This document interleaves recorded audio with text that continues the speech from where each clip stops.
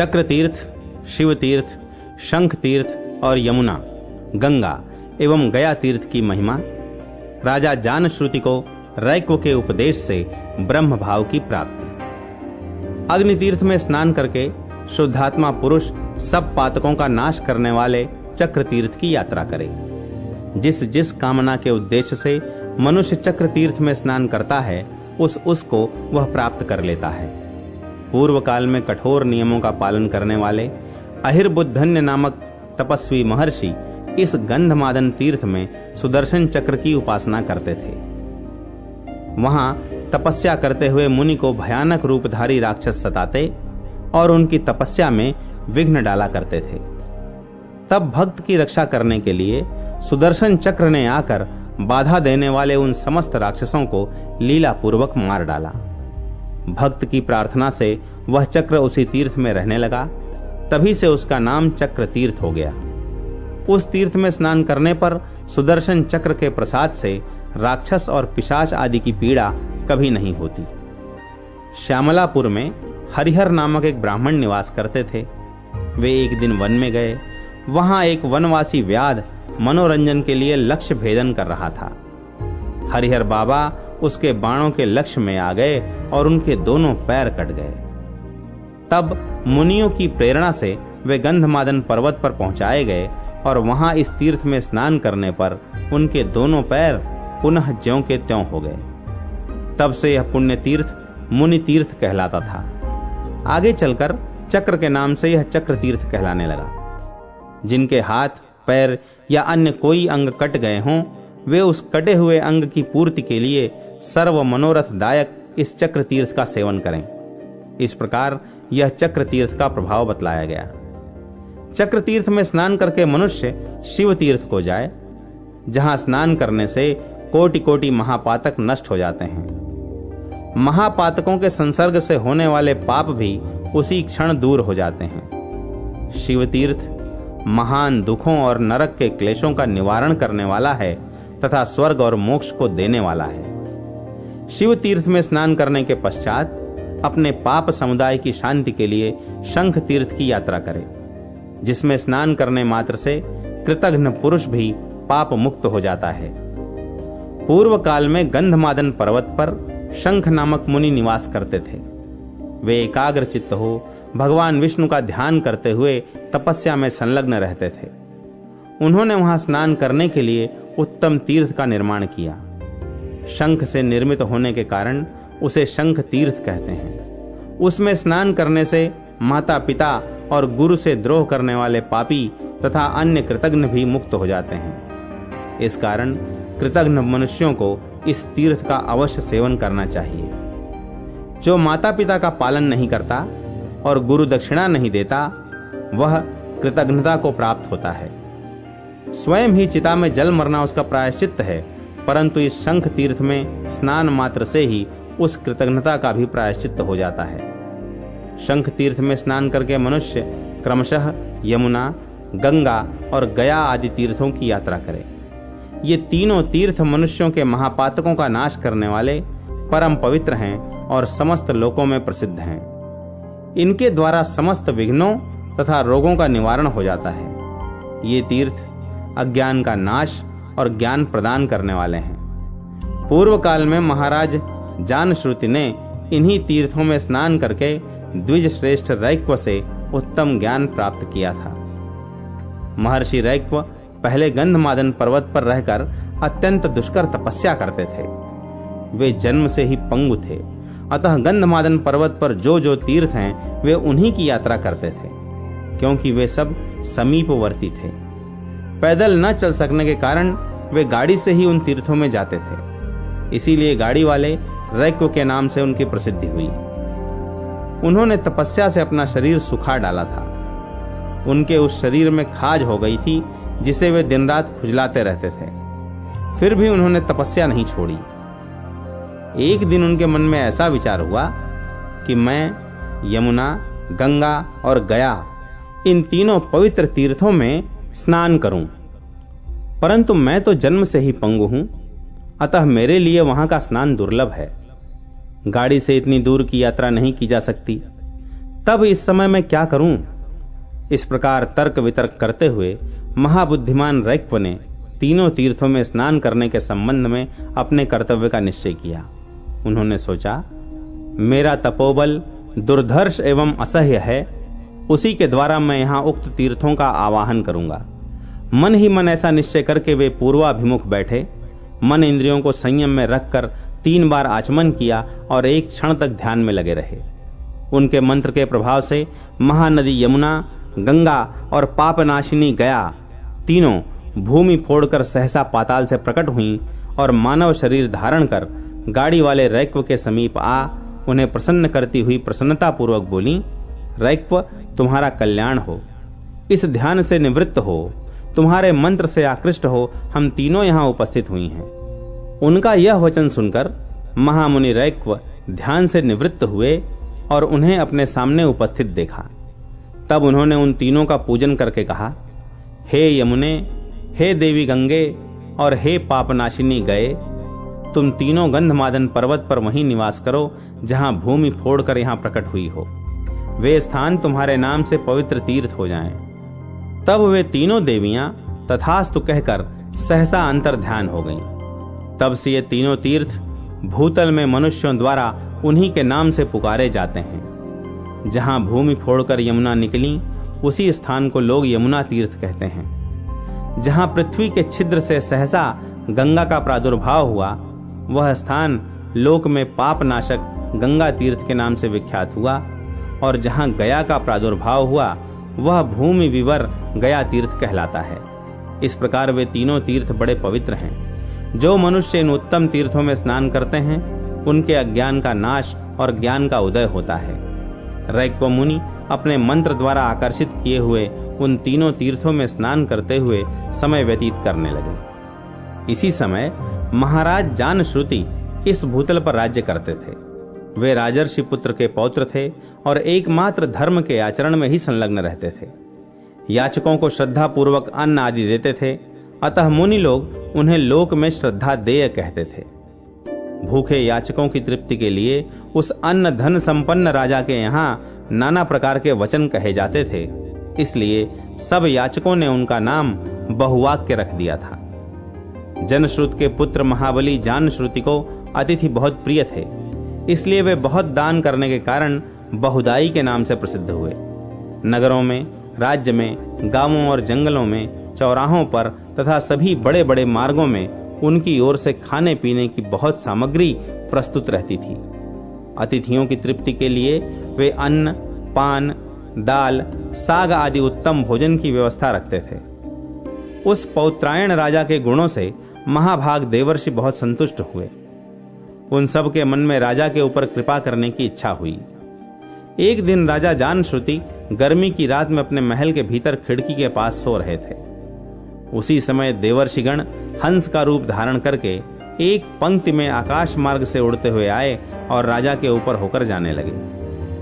उस समय बड़े वेग से उड़ते हुए एक हंस ने आगे जाने वाले हंस को संबोधित करके राजा को सुनाते हुए उपहास पूर्वक कहा, भल्लाक्ष, अरे ओ भल्लाक्ष, क्या आगे आगे जाता हुआ तू अंधों की नाई देखता नहीं है कि आगे पूजनीय राजा जानश्रुति विराजमान है।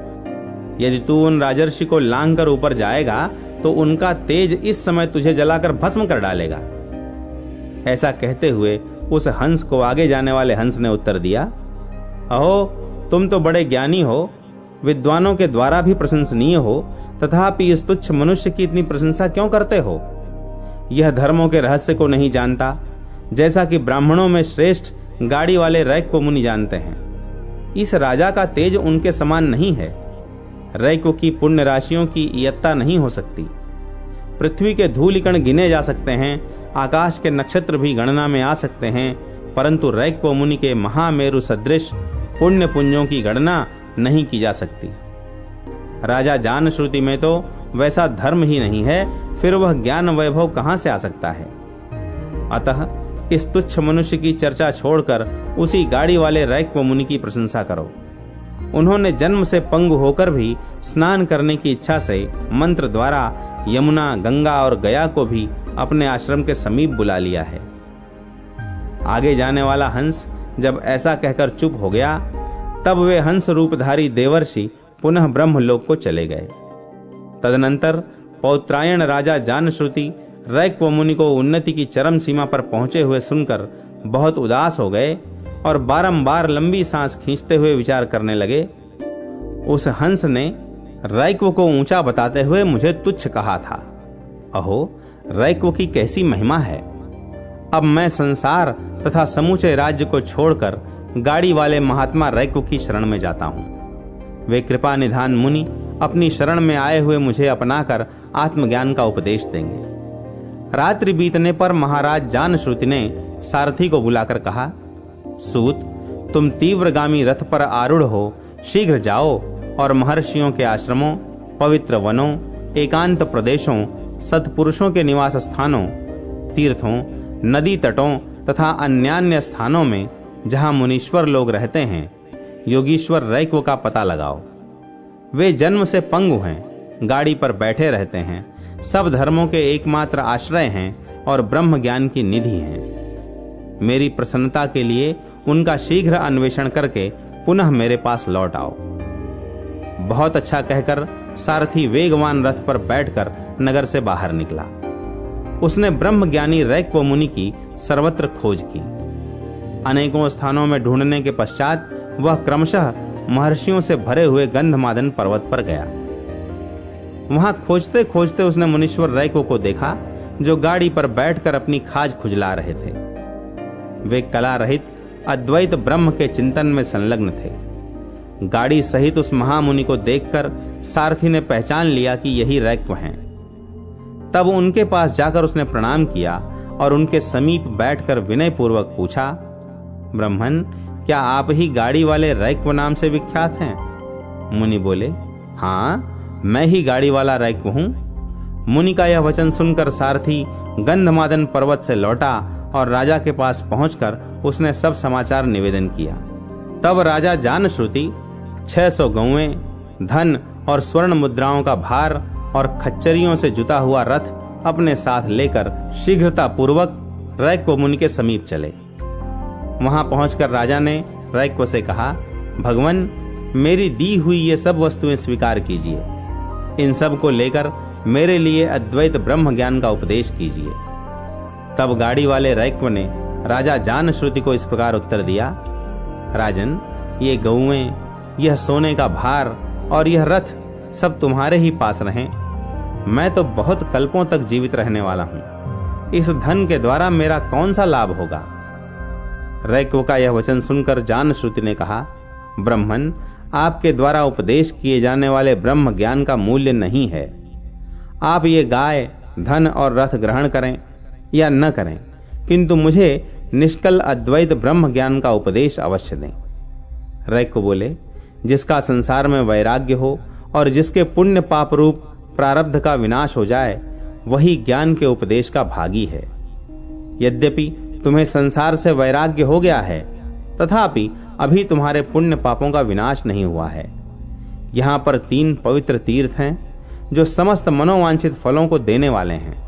उनके नाम हैं यमुना तीर्थ, गंगा तीर्थ और गया तीर्थ। इन तीनों में तुम शीघ्र स्नान करो। इससे तुम्हारे सब प्रारब्ध कर्मों का क्षय हो जाएगा और अंतःकरण शुद्ध होगा। तब मैं तुमको ज्ञान का उपदेश करूंगा। रैक्व मुनि के ऐसा कहने पर राजा के नेत्र हर्ष से खिल उठे। उन्होंने शीघ्रता पूर्वक तीनों तीर्थों में स्नान किया। उस स्नान मात्र से उनका चित्त शुद्ध हो गया। तब वे अपने गुरु रैक्व मुनि के पास आए। रैक्व ने जानश्रुति को कृपा पूर्वक ज्ञान का उपदेश दिया। उपदेश प्राप्त होने पर राजा अबाधित अनुभव से संपन्न हो योगी रैक्व के प्रसाद से ब्रह्म भाव को प्राप्त हो गए। कोटि तीर्थ की महिमा, भगवान श्री कृष्ण का अवतार, कंस वध तथा श्री कृष्ण का कोटि तीर्थ में स्नान। श्री सूत जी कहते हैं, यमुना, गंगा और गया तीर्थ में प्रसन्नता पूर्वक स्नान करके कोटि तीर्थ की यात्रा करे। वह महापुण्यमय तीर्थ सब लोकों में विख्यात है। दुःस्वप्न, महापातक और बड़े बड़े विघ्नों का नाश करने वाला तथा मनुष्यों को परम शांति देने वाला है। पूर्व काल में दशरथ नंदन श्री रामचंद्र जी ने युद्ध में रावण को मारकर गंधमादन पर्वत पर लोकानुग्रह के लिए एक शिवलिंग की स्थापना की। उस लिंग का अभिषेक करने के लिए वे शुद्ध जल ढूंढने लगे, किंतु वैसा जल उन्हें प्राप्त नहीं हुआ। तब रघुनाथ जी ने मन ही मन गंगा जी का स्मरण करते हुए धनुष की कोटि से शीघ्र ही पृथ्वी को विदीर्ण किया।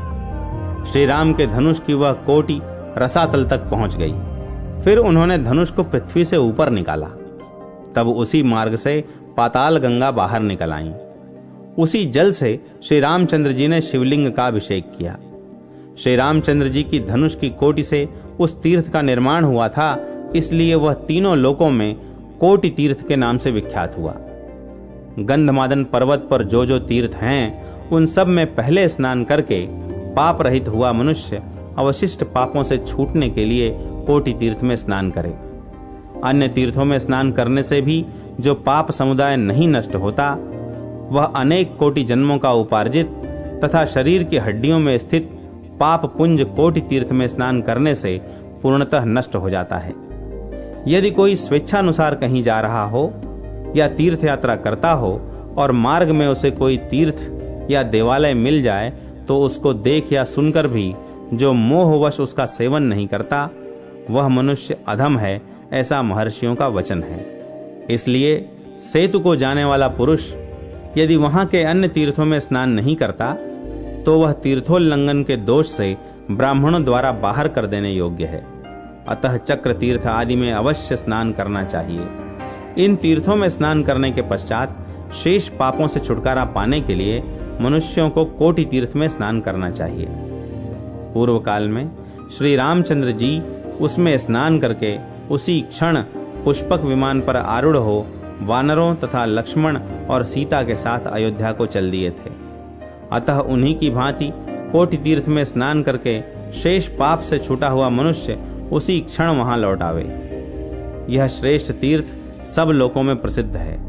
श्री रामचंद्र जी ने भगवान रामेश्वर का अभिषेक करने के लिए उसका निर्माण किया था। साक्षात भगवती गंगा उसमें निवास करती हैं तथा तारक ब्रह्म श्री राम ने वहां स्नान किया है। उस कोटि तीर्थ की महिमा का वर्णन कौन कर सकता है। यदुवंश में वसुदेव नाम से विख्यात एक क्षत्रिय थे जो शूरसेन के पुत्र थे। उन्हीं दिनों भोज कुल में देवक की एक पुत्री थी जो देवकी नाम से विख्यात थी। वसुदेव जी देवकी से विवाह करके रथ पर आरूढ़ हो अपने निवास स्थान को चले। उस समय उग्रसेन का पुत्र कंस वसुदेव का सारथी बनकर रथ हाँकने लगा। इतने में ही बहन और बहनोई को ले जाने वाले कंस को संबोधित करके आकाशवाणी ने कहा, शत्रुदमन कंस, जिस देवकी को तुम लिए जा रहे हो उसका 8वां गर्भ तुम्हारा घातक होगा। यह दिव्यवाणी सुनकर कंस ने तलवार खींच ली और बहन को मार डालने का प्रयत्न किया। यह देख वसुदेव जी ने कहा, कंस, इससे जो संतानें पैदा होंगी उन सब को मैं तुम्हें सौंप दूंगा। यह तुम्हारी बहन है, इसको मत मारो, इससे तो तुम्हें कोई भय नहीं है। यह सुनकर कंस ने देवकी को मारने का विचार छोड़ दिया और वसुदेव देवकी के साथ अपने घर को लौटा।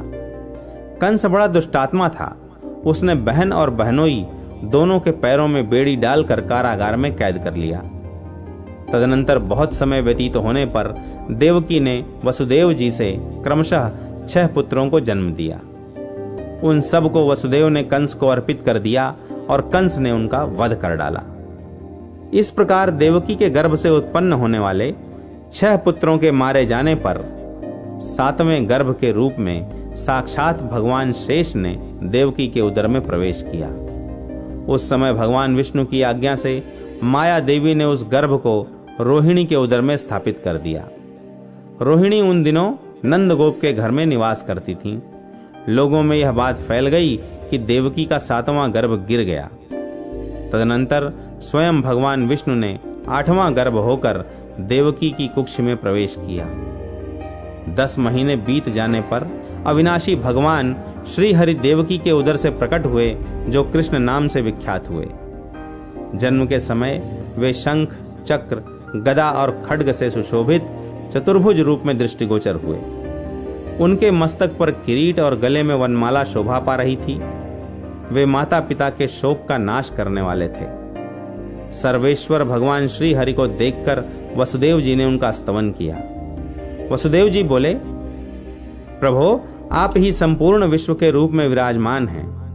आप ही इस विश्व के पालक हैं। इसकी उत्पत्ति के स्थान भी आप ही हैं। यह संपूर्ण विश्व आप में ही स्थित है। भगवान, आप ही प्रकृति, महत्तत्व, विराट, स्वराट और सम्राट सब कुछ हैं। इस प्रकार आपका तेज संपूर्ण जगत का कारणभूत है। आपके पराक्रम का कोई परिमाण नहीं है। आप साक्षात नारायण हैं। आपको नमस्कार है। आप शारंग धनुष, सुदर्शन चक्र, नंदक खड्ग और कौमोद की गदा धारण करने वाले हैं। आपको नमस्कार है। अत्यंत मनोरम रूप धारण करने वाले, आपको नमस्कार है। इस प्रकार स्तुति करने वाले वसुदेव को और देवी देवकी को भी प्रसन्न करते हुए भगवान श्री हरि ने कहा, माता और पिताजी, आप दोनों भयभीत न हों। मैं कंस का वध करूंगा। नंदगोप की पत्नी यशोदा ने एक पुत्री को जन्म दिया है। वह सब लोगों को मोहने वाली मेरी माया ही है। आप मुझे ले जाकर यशोदा की शैया पर सुला दें और यशोदा की पुत्री को लाकर देवकी की शैया पर सुलावें। भगवान श्री कृष्ण के ऐसा कहने पर वसुदेव जी ने वैसा ही किया। देवकी की शैया पर सुलाते ही वह मायामयी पुत्री रोने लगी। बालक के रोने की ध्वनि सुनकर कंस व्याकुल चित्त होकर आया और सूतिका घर में घुसकर उसने कन्या को ले लिया। उसके मन में तनिक भी लज्जा और दया नहीं थी। उसने उस बालिका को ले जाकर पत्थर पर पटक दिया। उसके हाथ से छूटते ही वह बालिका 8 बड़ी बड़ी भुजाओं से युक्त, अस्त्र शस्त्रों से सुशोभित महादेवी के रूप में प्रकट हुई और कंस को पुकार कर अत्यंत कुपित होकर बोली, अरे पापात्मा कंस, ओ दुर्बुद्धे, रे मूर्ख, तेरे प्राणों को हरने वाला शत्रु कहीं न कहीं उत्पन्न हो गया है। अब तू अपनी मृत्यु रूप उस शत्रु की खोज करता रह। ऐसा कहकर देवी, जो मनुष्यों से पूजा पाकर उनका अभीष्ट सिद्ध करने वाली है, दिव्य स्थानों में चली गई। देवी का वचन सुनकर कंस अत्यंत व्याकुल हो उठा।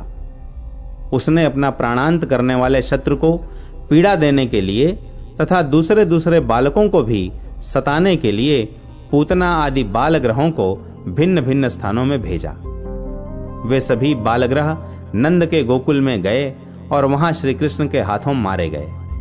तदनंतर कुछ दिन और बीत जाने पर बलभद्र और श्री कृष्ण गोकुल में बढ़कर सयाने हो गए। उन्होंने अनेक प्रकार की बाल क्रीड़ाओं से खेल किए। कुछ काल तक वे दोनों भाई बांसुरी बजाते हुए बछड़े चराते रहे। कुछ वर्षों तक गाय चराते रहे। उस समय वे वन में गुंजा और तापिच्छ के आभूषण धारण करते थे। इस प्रकार बलराम और श्री कृष्ण दीर्घ काल तक गोकुल में नाना प्रकार की लीलाएं करते रहे। एक समय कंस ने बलराम और श्री कृष्ण को बुलाने के लिए अक्रूर जी को गोकुल में भेजा।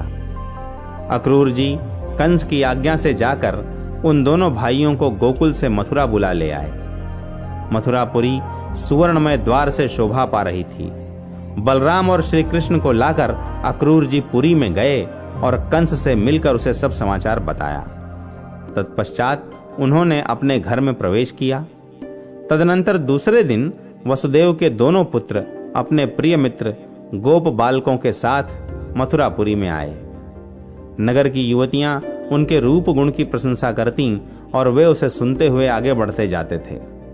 तदनंतर श्री कृष्ण ने बलराम के साथ धनुषशाला में जाकर दृढ़ प्रत्यंचा वाले बड़े भारी धनुष को देखा और सब रक्षकों को दूर भगाकर लीला पूर्वक उस धनुष को हाथ में ले लिया। फिर जब प्रत्यंचा चढ़ाने के लिए उसे झुकाया, तब बीच से टूटकर उसके 2 टुकड़े हो गए। धनुष टूटने का शब्द सुनकर वहां आए हुए बलवान रक्षकों को मारने के लिए उन दोनों महाबली बंधुओं ने धनुष के दोनों टुकड़े उठा लिए और उन्हीं से सबको मार गिराया।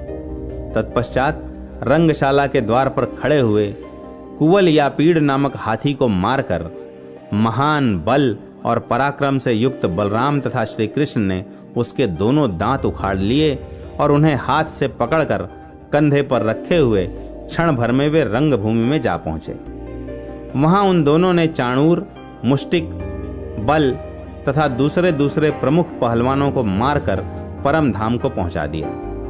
फिर दोनों भाई शीघ्र ही उछलकर ऊंचे मंच पर चढ़ गए। वहां कंस एक ऊंचे आसन पर बैठा हुआ था। उसे तिनके के समान समझकर वे उसके समीप इस प्रकार स्थित हुए जैसे दो सिंह तुच्छ मृग के पास खड़े हों। तदनंतर श्री कृष्ण ने मंच पर बैठे हुए कंस के पैर पकड़कर उसे खींच लिया और बड़े वेग से आकाश में घुमाया। इतने में ही उसके प्राण पखेरु उड़ गए। तब प्राण रहित कंस को उन्होंने धरती पर गिरा दिया। फिर बलराम जी ने भी कंस के 8 भाइयों को मुक्कों से ही मार गिराया। इस प्रकार कंस को मारकर श्री कृष्ण ने अत्यंत दुख भोगने वाले अपने माता पिता को कारागार के बंधन से मुक्त किया और अन्य सब लोगों को भी बलराम तथा श्री कृष्ण ने आश्वासन दिया। श्री कृष्ण के द्वारा कंस मारा गया, यह समाचार सुनकर वसुदेव के अन्य बंधु बांधव जो पहले कंस के द्वारा पीड़ित होकर अन्यत्र चले गए थे, मथुरापुरी में लौट आए। भगवान श्री कृष्ण ने मथुरा के राज्य पर उग्रसेन को स्थापित किया। तत्पश्चात एक दिन भगवान श्री कृष्ण ने दर्शन के लिए अपने पास आए हुए नारदादि मुनियों से इस प्रकार पूछा, ब्राह्मणों, मैंने अत्यंत पापात्मा कंस का वध किया है, पर वह कंस मेरा मामा था। शास्त्रों के ज्ञाता विद्वान मामा के वध में दोष बताते हैं, अतः उस दोष के निवारण के लिए आप लोग मुझे कोई प्रायश्चित बतलाइए।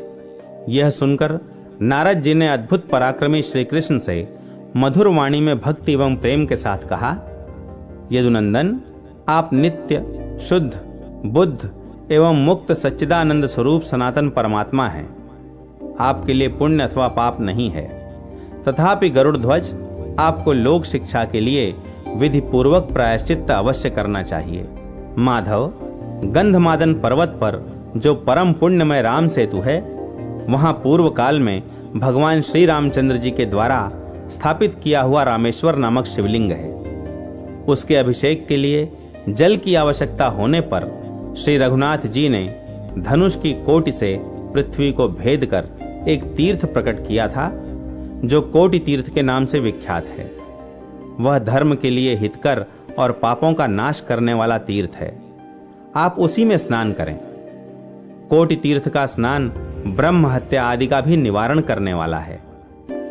नारद जी का यह वचन सुनकर भगवान श्री कृष्ण राम सेतु पर गए और कुछ दिनों में कोटि तीर्थ में स्नान एवं अनेक प्रकार के दान करके रामेश्वर की सेवा पूजा करने के पश्चात मथुरापुरी में लौट आए। कोटि तीर्थ का ऐसा ही पुण्यमय प्रभाव है। ब्राह्मणों, इस तीर्थ में स्नान करने से ब्रह्मा, विष्णु, शिव तथा अन्य देवता भी प्रसन्न होते हैं। इस प्रकार यह कोटि तीर्थ का महात्म्य बतलाया गया, जिसका श्रवण करके मनुष्य सब पापों से मुक्त हो जाता है। सर्व तीर्थ तथा धनुष कोटि तीर्थों की महिमा। श्री सूत जी कहते हैं, तदनंतर मनुष्य सर्व तीर्थ की यात्रा करे। पूर्व काल में सुचरित नाम से प्रसिद्ध एक मुनि थे, जो सदा ही नियमों में संलग्न रहते थे। उनका जन्म भृगुवंश में हुआ था। वे जन्म के ही अंधे थे, फिर बुढ़ापे ने आकर उनको और भी आतुर बना दिया। नेत्र न होने के कारण वे तीर्थ यात्रा करने में असमर्थ थे। उनके मन में सभी तीर्थों में स्नान करने की इच्छा होती थी। वे महामुनि दक्षिण समुद्र के तट पर पुण्यमय गंधमादन पर्वत पर गए और भगवान शंकर की प्रसन्नता के लिए अत्यंत दुष्कर तपस्या करने लगे। वे तीनों समय इंद्रिय संयम पूर्वक भगवान शिव की पूजा करते थे। तीनों समय स्नान और अतिथियों का सत्कार उनकी दिनचर्या का अंग बन गया था। वे भस्म द्वारा त्रिपुंड्र लगाते और जाबालोपनिषद में बताई हुई रीति से रुद्राक्ष की माला धारण करते थे। इस प्रकार ब्राह्मण ने 10 वर्षों तक उग्र तपस्या की। इससे भगवान चंद्रशेखर बहुत प्रसन्न हुए और सुचरित मुनि के आगे प्रकट हुए। वे महान वृषभ नंदी पर आरूढ़ हो भूत समुदाय से घिरे हुए थे। उनके आधे शरीर में भगवती गिरिराज नंदिनी विद्यमान थीं। वे अपने दिव्य प्रकाश से संपूर्ण दिशाओं को अंधकार शून्य किए देते थे। उनका सब अंग विभूतियों से उज्जवल दिखाई देता था। वे जटाभार से शोभा पा रहे थे। भगवान शिव ने अपने स्वरूप का दर्शन कराने के लिए उन्हें 2 नेत्र प्रदान किए। तब सुचरित ने परमेश्वर शिव का दर्शन करके प्रसन्न चित्त हो इस प्रकार स्तुति की। सुचरित बोले, देव महेश्वर आपकी जय हो, कल्याणकारी धूर जटे आपकी जय हो, ब्रह्मा आदि देवताओं के पूजनीय देव, आप त्रिपुरासुर के विनाशक तथा काल के भी काल हैं, आपकी जय हो। भगवती उमा के स्वामी महादेव आपकी जय हो। कामदेव का विनाश करने वाले निर्मल परमेश्वर आपकी जय हो। शिव, आप संसार रोग का निवारण करने वाले वैद्य, संपूर्ण भूतों के रक्षक तथा अविनाशी देवता हैं, आपकी जय हो। त्रिलोचन, आपने भक्तों की रक्षा का व्रत ग्रहण किया है, आपको नमस्कार है। व्योमकेश, आपको नमस्कार है। करुणा विग्रह, आपकी जय हो। नीलकंठ, आपको नमस्कार है। आप संसार बंधन से छुड़ाने वाले हैं, आपकी जय हो। महेश्वर, परमानंद स्वरूप, आपको नमस्कार है। गंगाधर, आपको नमस्कार है। विश्वेश्वर, सुख स्वरूप अविनाशी देव, आपको नमस्कार है। आप भगवान वासुदेव हैं। शंभो, आपको नमस्कार है। आप शर्व, उग्र, भर्ग एवं कैलाशपति को नमस्कार है। करुणा सिंधो, अपनी कृपा दृष्टि से देखकर मेरी रक्षा कीजिए। भगवान हर, मेरे चरित्र की ओर न देखकर अपनी दया से ही मेरा उद्धार कीजिए। इस प्रकार स्तुति करने पर भगवान उमानाथ ने सुचरित मुनि से कहा, मुने, तुम कोई मनोवांछित वर मांगो। तब मुनि ने दया निधान शिव जी से कहा, भगवान चंद्रशेखर, वृद्धावस्था के कारण मेरा शरीर बहुत ढीला हो गया है, इसलिए मैं कहीं भी जाने में असमर्थ हूं। तथापि सब तीर्थों में स्नान करने की मेरी इच्छा है। अतः सब तीर्थों में स्नान करने से मनुष्य जिस फल को पाता है, उसकी प्राप्ति का साधन मुझे भी बताइए। महादेव जी बोले, श्री रामचंद्र जी के सेतु से पवित्र हुए इस गंधमादन पर्वत पर मैं संपूर्ण तीर्थों का आवाहन करूंगा। यूं कहकर महादेव जी ने मुनि की प्रसन्नता के लिए वहां सब तीर्थों का आवाहन किया और सुचरित से इस प्रकार कहा, मुने, यहाँ सब तीर्थों का निवास होने से इसका नाम सर्वतीर्थ होगा। यह सर्वतीर्थ बड़े बड़े पातकों का नाश करने वाला होगा। अतः शीघ्र मुक्ति पाने के लिए इस तीर्थ में स्नान करो। यह काम, मोह, भय, क्रोध, लोभ और रोग आदि का नाशक, तत्काल मोक्ष की प्राप्ति का साधन, जन्म मृत्यु आदि ग्राह समूहों से भरे हुए संसार समुद्र से पार उतारने वाला तथा कुंभी पाक आदि समस्त नरकों की आग बुझा देने वाला है। भगवान शंकर के ऐसा कहने पर सुचरित ने उनके समीप ही सर्वतीर्थ में स्नान किया। स्नान करके जब वे जल से बाहर निकले, तब सब मनुष्यों ने देखा उनके शरीर में वृद्धावस्था की झुर्रियां नहीं रह गई हैं और वे अत्यंत सुंदर तरुण हो गए हैं। तदनंतर महादेव जी ने कहा, सुचरित, तुम इस तीर्थ के किनारे रहते हुए मुझ मुक्तिदाता शिव का स्मरण करते हुए सदा इसी में स्नान करो। अन्य देश के तीर्थों में मत जाओ। अंत में इस तीर्थ के महात्म्य से तुम मुझे अवश्य प्राप्त कर लोगे। दूसरे मनुष्य भी जो इस तीर्थ में स्नान करेंगे, वे मुझे प्राप्त कर लेंगे। ऐसा कहकर महादेव जी वहीं अंतर्ध्यान हो गए। उसके बाद सुचरित मुनि बहुत समय तक सर्वतीर्थ के किनारे टिके रहे। वे मन को संयम में रखते हुए सदा उसी तीर्थ में स्नान करते थे। देहावसान होने पर उन्होंने सब बंधनों से मुक्त हो भगवान शिव का सायुज्य प्राप्त कर लिया। इस प्रकार यहाँ सर्वतीर्थ के महात्म्य का वर्णन किया गया। जो मनुष्य इसे पढ़ता अथवा सुनता है, वह सब पापों से मुक्त हो जाता है। अत्यंत पावन सर्वतीर्थ में स्नान करने के पश्चात मनुष्य ब्रह्म हत्या आदि पापों का नाश करने वाली धनुष कोटि में स्नान करने के लिए जाए। उसके स्मरण मात्र से मनुष्य मुक्त हो जाता है। जो लोग धनुष कोटि का दर्शन, उसमें स्नान अथवा उसकी चर्चा करते हैं, वे 28 भेदों वाले नरक में कभी नहीं पड़ते। मनुष्यों को तुला पुरुष के दान से जो फल मिलता है, वही धनुष कोटि में गोता लगाने से भी मिल जाता है। 1 सहस्त्र गोदान करने से जिस पुण्य की प्राप्ति होती है, वह धनुष कोटि में स्नान करने से प्राप्त हो जाता है। धर्म, अर्थ, काम और मोक्ष, इन चारों में से मनुष्य जिस जिस पुरुषार्थ की इच्छा करता है उसको धनुष कोटि में स्नान करने से तत्क्षण प्राप्त कर लेता है।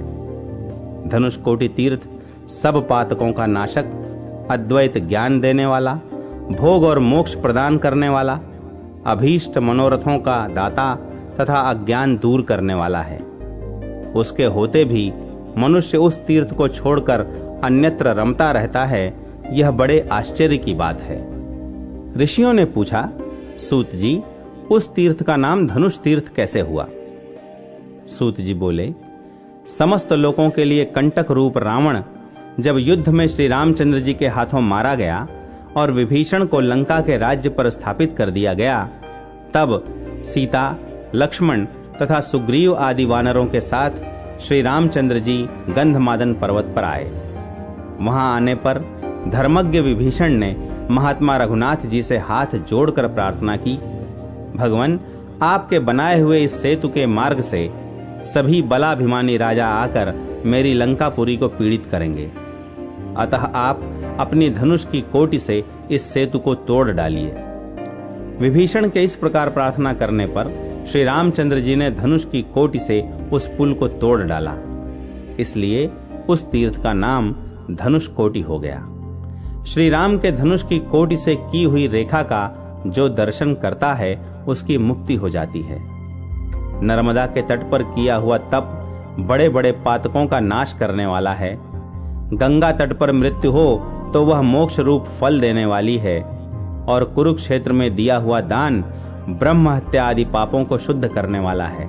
किंतु धनुष कोटि में तप, मृत्यु अथवा दान कोई भी हो तो वह महापातकों का नाश, मोक्ष की प्राप्ति और मनोरथ की सिद्धि कराने वाला होता है। मनुष्य तभी तक पातकों और उपपातकों से पीड़ित होता है जब तक कि उसे मोक्षदायक धनुष कोटि का दर्शन नहीं होता। धनुष कोटि का दर्शन करने वाले पुरुष के हृदय की अज्ञानमयी ग्रंथि कट जाती है, उसके सब संशय नष्ट हो जाते हैं और समस्त पाप कर्मों का क्षय हो जाता है। पृथ्वी पर 10 कोटि सहस्त्र अर्थात 1 खर्व तीर्थ हैं, उन सब का निवास इस धनुष कोटि में है। धनुष कोटि में तपस्या करके देवता और महर्षि बड़ी बड़ी सिद्धियों को प्राप्त हुए हैं। जो मनुष्य उसमें स्नान करके देवताओं तथा पितरों का तर्पण करता है, वह सब पापों से मुक्त हो ब्रह्मलोक में पूजित होता है। जो मनुष्य भक्ति पूर्वक यहाँ एक ब्राह्मण को भोजन कराता है, वह इहलोक और परलोक में अक्षय सुख का भागी होता है। ब्राह्मण, क्षत्रिय, वैश्य अथवा शूद्र कोई भी धनुष कोटि में स्नान करने से निंदित योनि में जन्म नहीं लेता। जो मानव मकर राशि में सूर्य के स्थित होने पर माघ मास में धनुष कोटि में स्नान करता है, वह गंगा आदि सब तीर्थों में स्नान करने का पुण्य प्राप्त करता है। उसे अक्षय लोकों की तथा मोक्ष की प्राप्ति होती है। स्त्री अथवा पुरुष के जन्म से लेकर जितने पाप हैं, वे सब माघ मास में धनुष कोटि तीर्थ में स्नान करने से नाश को प्राप्त होते हैं। जो क्रोध को जीतकर प्रतिदिन एक समय भोजन करते हुए माघ मास में धनुष कोटि में नहाता है, वह ब्रह्म हत्या से मुक्त हो जाता है। शिवरात्रि में निराहार एवं जितेंद्रिय रहकर रात में जागरण करे और प्रत्येक पहर में रामेश्वर महादेव की विशेष विधि पूर्वक पूजा करे। फिर दूसरे दिन सूर्योदय होने पर धनुष कोटि में गोता लगाकर अन्य तीर्थों में भी नियम पूर्वक रहकर स्नान करे। पुनः नित्य कर्म करके भगवान रामेश्वर की आराधना करे, ब्राह्मणों को यथाशक्ति अन्न भोजन करावे। उसके बाद अपनी शक्ति के अनुसार भूमि, गौ, तिल, धान्य और धन दान करे। तदनंतर ब्राह्मणों से आज्ञा ले स्वयं भी मौन होकर भोजन करे। ऐसा करने वाले पुरुष के ऊपर प्रसन्न हो भगवान रामेश्वर उसके सब पाप छुड़ा देते और उसे भोग एवं मोक्ष प्रदान करते हैं। अतः मोक्ष चाहने वाले पुरुषों को माघ मास में धनुष कोटि में अवश्य स्नान करना चाहिए। जो सूर्य नारायण के आधे उदय के समय धनुष कोटि में स्नान करता है, उसके वश में ब्रह्मा, विष्णु और शिव तीनों देवता हो जाते हैं। जो मनुष्य चंद्र ग्रहण और सूर्य ग्रहण के समय इस तीर्थ में स्नान करता है वह सायुज्य मोक्ष को पाता है। मुनिवरों, तुम सब कुछ छोड़कर भोग और मोक्ष रूप फल देने वाले परम पवित्र धनुष कोटि को जाओ।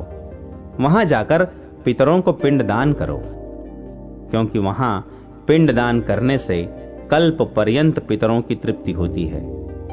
सेतुमूल, धनुष कोटि तथा गंधमादन पर्वत, ये देव निर्मित तीनों स्थान ऋण से छुटकारा दिलाने वाले कहे गए हैं। इसलिए सर्वथा प्रयत्न करके धनुष कोटि का सेवन करना चाहिए।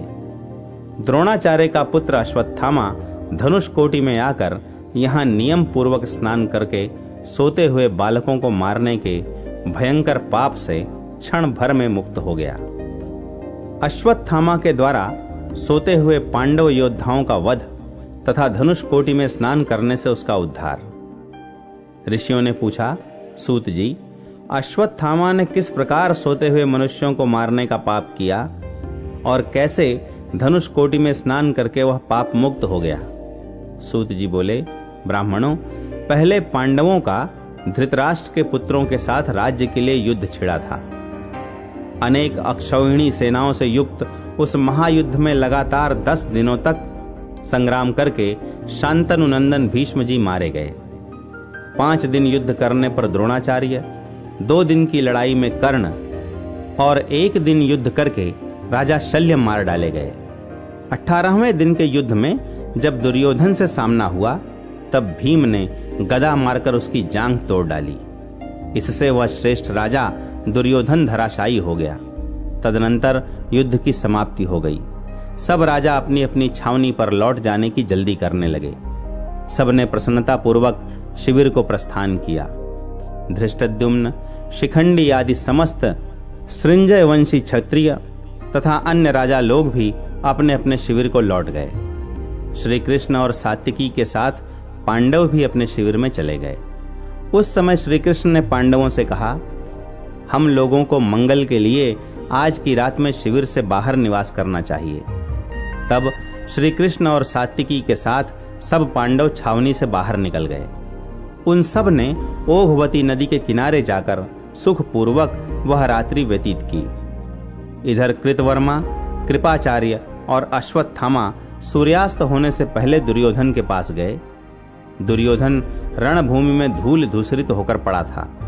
उसका सारा बदन रक्त से नहा गया था और वह धरती पर पड़ा पड़ा छटपटाता था। उसे उस अवस्था में देखकर अश्वत्थामा आदि तीनों को बड़ा शोक हुआ। राजा दुर्योधन भी उन सुहृदों को देखकर शोकमग्न हो गया। तब अश्वत्थामा क्रोध से प्रचंड अग्नि की भांति जल उठा और इस प्रकार बोला, राजन, इन नीच शत्रुओं ने छल से मेरे पिताजी को रणभूमि में गिरा दिया था, परंतु उसके कारण मुझे वैसा शोक नहीं हुआ जितना कि आज तुम्हारे गिराए जाने पर हो रहा है। सुयोधन, मैं अपने सत्कर्मों की शपथ खाकर कहता हूं, आज रात में सृंजयों सहित पांडवों का श्री कृष्ण के देखते देखते वध कर डालूंगा। मुझे आज्ञा दो। अश्वत्थामा के ऐसा कहने पर राजा दुर्योधन ने तथास्तु कहकर उसे स्वीकृति दे दी और कृपाचार्य से कहा, आचार्य, आप द्रोण पुत्र को कलश के जल से सेनापति के पद पर अभिषिक्त कीजिए। कृपाचार्य ने ऐसा ही किया। सेनापति के रूप में अभिषिक्त होने पर अश्वत्थामा ने दुर्योधन को हृदय से लगाया और कृपाचार्य तथा कृतवर्मा के साथ तुरंत वहां से चल दिया। वे तीनों वीर दक्षिण की ओर गए और सूर्यास्त से पहले ही शिविर के समीप पहुंच गए।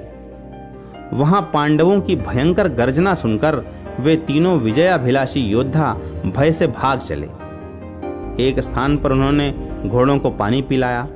पास ही अनेक शाखाओं से युक्त सघन वट का वृक्ष था। वहां जाकर तीनों रथ से उतर गए और घोड़ों को वहीं छोड़कर आचमन एवं संध्योपासना की। तदनंतर अंधकार से व्याप्त भयानक रात्रि सब ओर फैल गई। कृतवर्मा, कृपाचार्य और अश्वत्थामा शोक से पीड़ित हो वट के समीप बैठ गए। कृतवर्मा और कृपाचार्य को तो नींद आ गई, किंतु क्रोध से कलुषित चित्त होने के कारण अश्वत्थामा को निद्रा नहीं आती थी। वह सर्प की भांति लंबी सांस खींचता रहा। उसने देखा इस बरगद पर बहुत से कौवे रहते हैं और सब के सब भिन्न भिन्न शाखाओं पर सुखपूर्वक सो गए हैं। इतने में ही वहां मास नामक पक्षी आया। वह बड़ा भयंकर था। मास बहुत शब्द करके उस वृक्ष में छिप गया और उछल उछल कर सोए हुए कौवों को मारने लगा। थोड़ी ही देर में कौवों के कटे हुए अंगों से उस वृक्ष के सब ओर का भाग आच्छादित हो गया। इस प्रकार कौवों का अंत करके वह उल्लू बहुत प्रसन्न हुआ। अश्वत्थामा ने उल्लू की वह सारी करतूत रात में देखी। फिर उसने भी मन में यह निश्चय किया कि मैं भी इसी प्रकार रात्रि में सोते हुए शत्रुओं का संहार करूंगा। उसने उल्लू के उस कुकृत्य को अपने लिए उपदेश माना और सोचा, सीधे मार्ग से युद्ध करके मैं पांडवों को जीत नहीं सकूंगा, अतः छल से ही उन्हें मारना चाहिए। ऐसा विचार करके अश्वत्थामा ने सोते हुए कृपाचार्य और कृतवर्मा को जगाया और इस प्रकार कहा, निर्दयी भीम ने राजा दुर्योधन के सिर पर लात मारी है, अतः आज रात में पांडवों के शिविर में जाकर हम लोग उन्हें सोते में ही अनेक अस्त्र शस्त्रों से मार डालेंगे। यह सुनकर कृपाचार्य ने कहा, सोते हुओं को मारना इस लोक में धर्म नहीं है। इस कुकर्म का कहीं भी आदर नहीं होता। इसी प्रकार जो लोग शस्त्र, रथ और घोड़ों को त्याग चुके हैं, उनको भी मारना धर्म नहीं है। हम लोग धृतराष्ट्र, पतिव्रता गांधारी तथा विदुर जी से पूछ लें और वे लोग जैसा कहें वैसा करें। तब अश्वत्थामा बोला, मामा जी, पांडवों ने छल से युद्ध में मेरे पिता को मारा है, उसी प्रकार मैं भी रात में सोते हुए पांडवों का वध करूंगा। ऐसा कहकर अश्वत्थामा घोड़े जुते हुए रथ पर सवार हो क्रोध से जलता हुआ पांडवों की ओर चल दिया। उसके पीछे पीछे कृतवर्मा और कृपाचार्य भी गए। शिविर के द्वार पर पहुंचकर द्रोणपुत्र अश्वत्थामा खड़ा हो गया। उसने रात में ही कृपा निधान महादेव जी की आराधना करके उनसे एक उज्जवल खड्ग प्राप्त किया। तत्पश्चात कृतवर्मा और कृपाचार्य दोनों को शिविर के द्वार पर ही खड़ा करके वह स्वयं भीतर घुस गया। उस समय द्रोणपुत्र अत्यंत कुपित हो तेज से प्रज्वलित सा हो रहा था। धीरे धीरे वह धृष्टद्युम्न के शिविर में गया। वहां महायुद्ध से थके हुए धृष्टद्युम्न आदि वीर अपनी सेना के साथ निश्चिंत होकर सो रहे थे।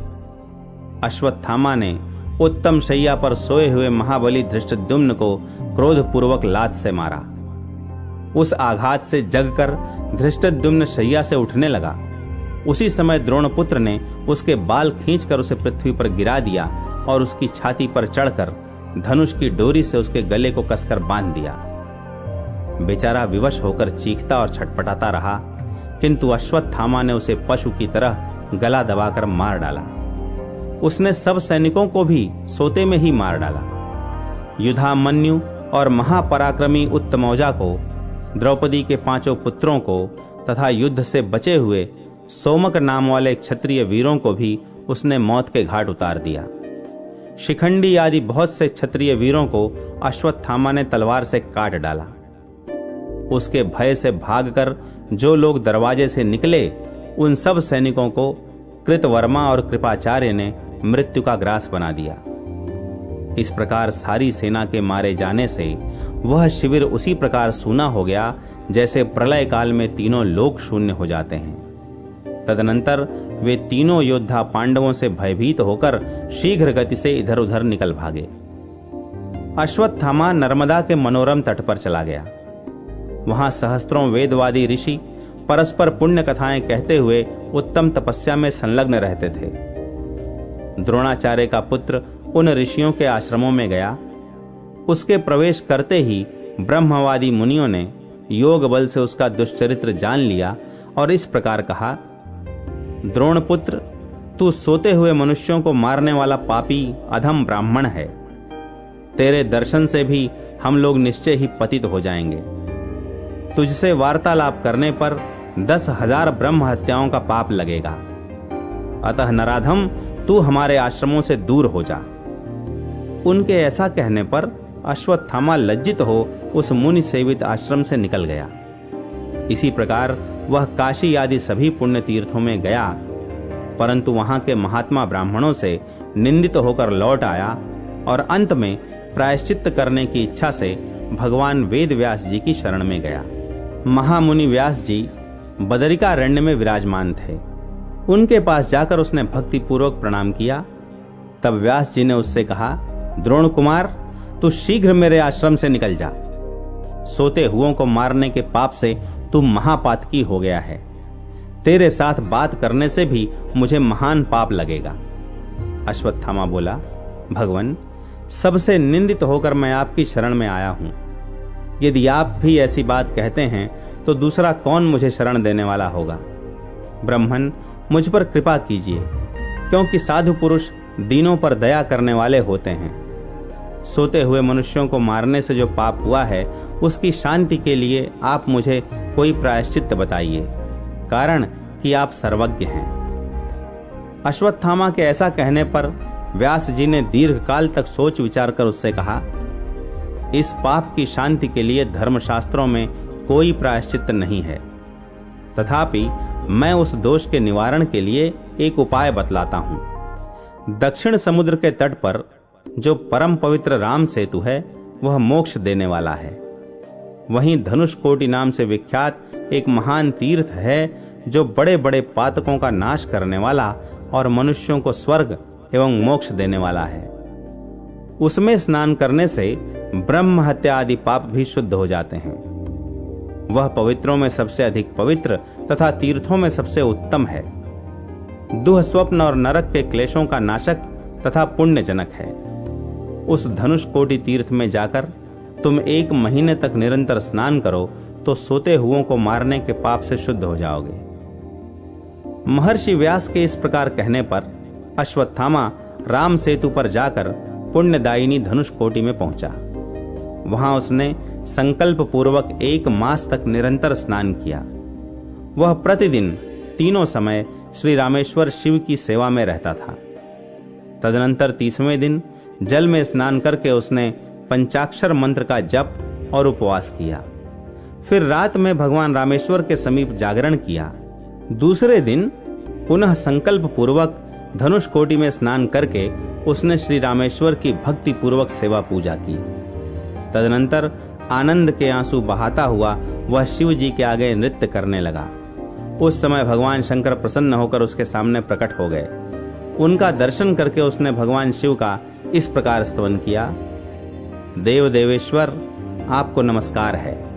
करुणाकर शंकर, विपत्ति रूपी समुद्र में डूबे हुए प्राणियों को पार लगाने के लिए आपके चरणारविंद जहाज रूप हैं। मृत्युंजय, त्रिलोचन, आप अपनी कृपा दृष्टि से मेरी रक्षा कीजिए। इस प्रकार स्तुति करने पर महादेव जी प्रसन्न हो अश्वत्थामा से बोले, द्रोण कुमार, सोते हुओं को मारने के कारण जो तुम्हें पाप लगा था, वह धनुषकोटि में नहाने से दूर हो गया।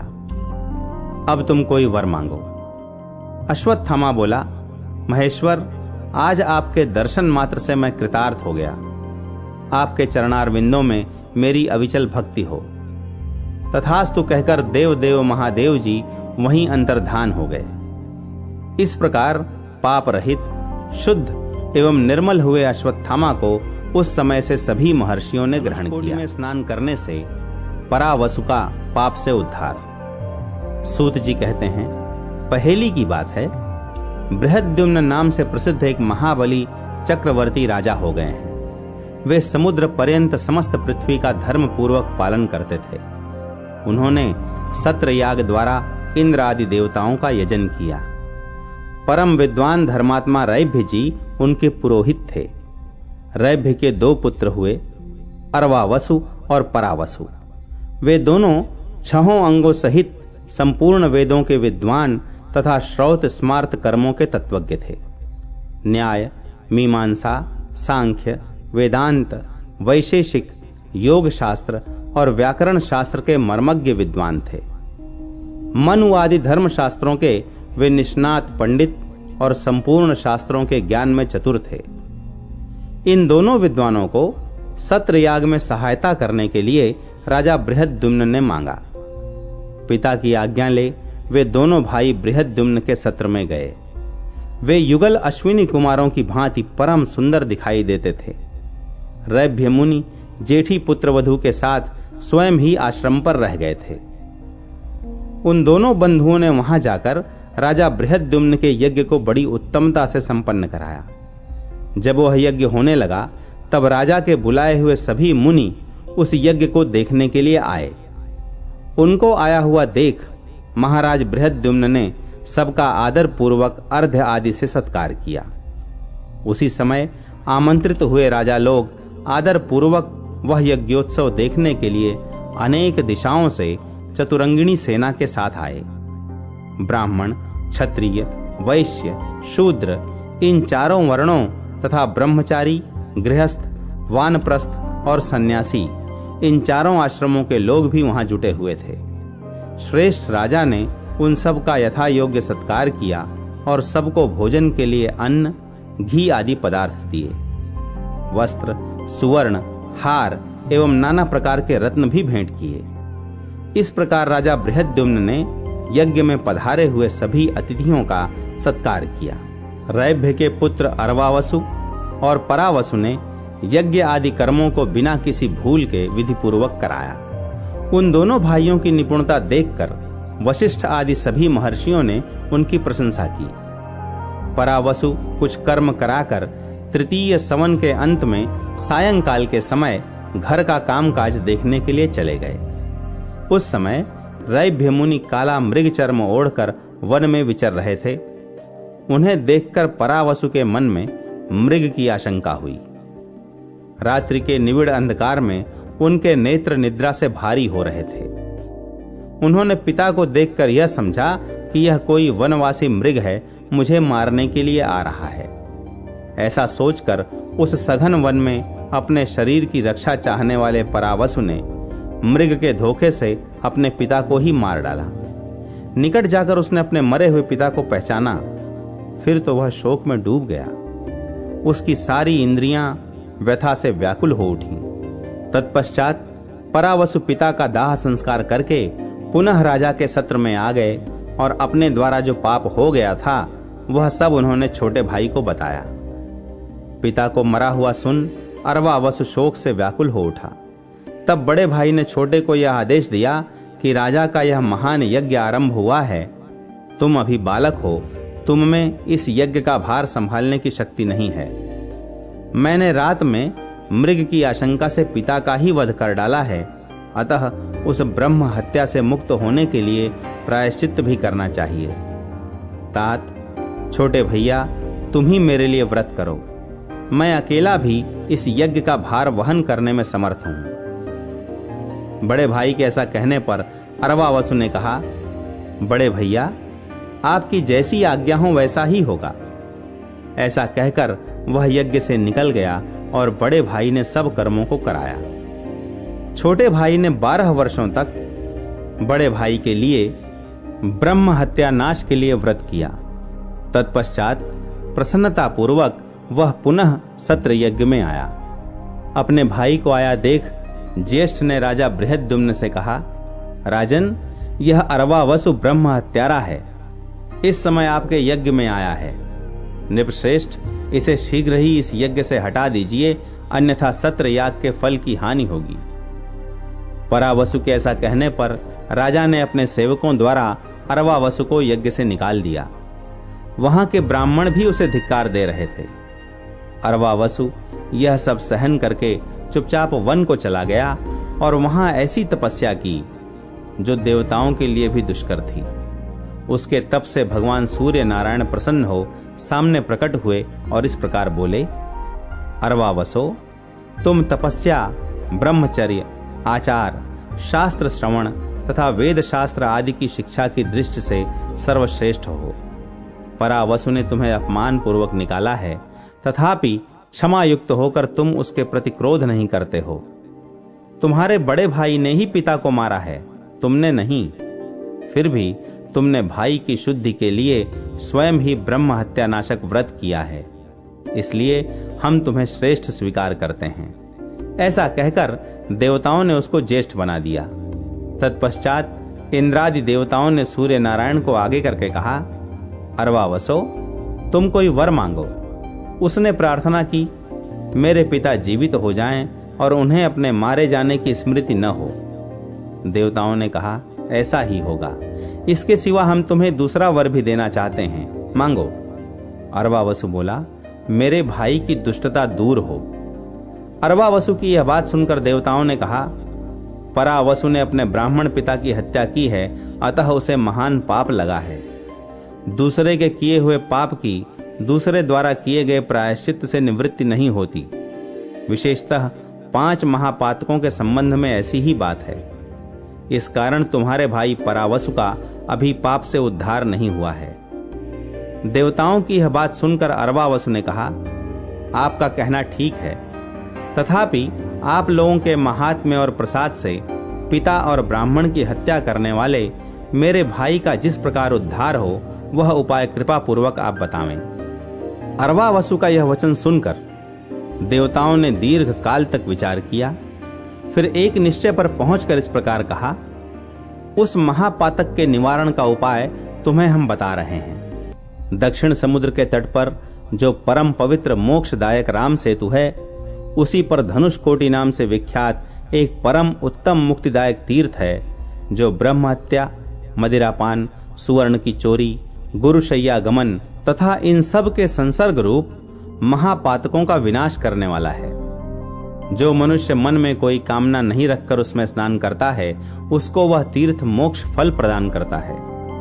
वह दुह स्वप्नों तथा नरक के क्लेशों का नाश करने वाला एवं धन्य है। तुम्हारा ज्येष्ठ भाई परावसु यदि वहीं जाकर स्नान करे तो तत्काल ब्रह्म हत्या से मुक्त हो सकता है। यूं कहकर देवता लोग अपनी पुरी को चले गए। तदनंतर अर्वावसु अपने बड़े भाई परावसु को साथ ले श्री रामचंद्र जी के धनुष कोटि नामक तीर्थ में गया। परावसु ने पातक शुद्धि के लिए उस सेतुवर्ती तीर्थ में संकल्प करके अपने भाई के साथ नियम पूर्वक स्नान किया। स्नान करके जब वे उठे तब आकाशवाणी ने कहा, परावसो, तुम्हारी पितृ हत्या और ब्रह्म हत्या नष्ट हो गई। तब छोटे भाई के साथ परावसु ने श्री रामचंद्र जी की धनुष कोटि को भक्ति पूर्वक प्रणाम किया और रामेश्वर महादेव को भक्ति भाव से मस्तक नवाकर दोनों भाई अपने पिता के आश्रम पर गए। वहां रैभ्य मुनि मरकर पुनः जीवित हो गए थे। उन्होंने अपने दोनों पुत्रों को आया देख मन ही मन बड़े संतोष का अनुभव किया और पुत्रों के साथ वे आश्रम पर सुख पूर्वक रहने लगे। श्री रामचंद्र जी की धनुष कोटि में स्नान करने से परावसु के पातक का नाश हो गया था, इसलिए सब मुनियों ने उन्हें स्वीकार किया।